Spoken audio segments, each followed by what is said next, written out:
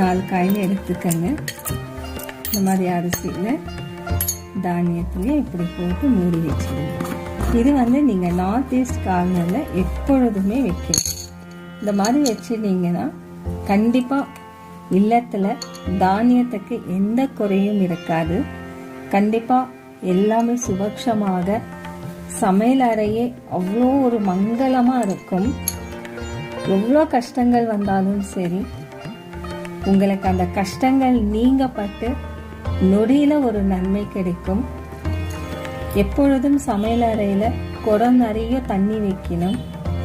அந்த தண்ணி நிறைஞ்சி இருக்கணும். தினசரி அந்த தண்ணியை மாற்றணும். பிறகு இந்த மாதிரி தானியங்கள் நிரப்பி தனதானியம் சேர்த்து வழிபாடு செய்யுங்க. கண்டிப்பாக உங்களுக்கு நன்மையாகும். சிவாயே நம. குருவின்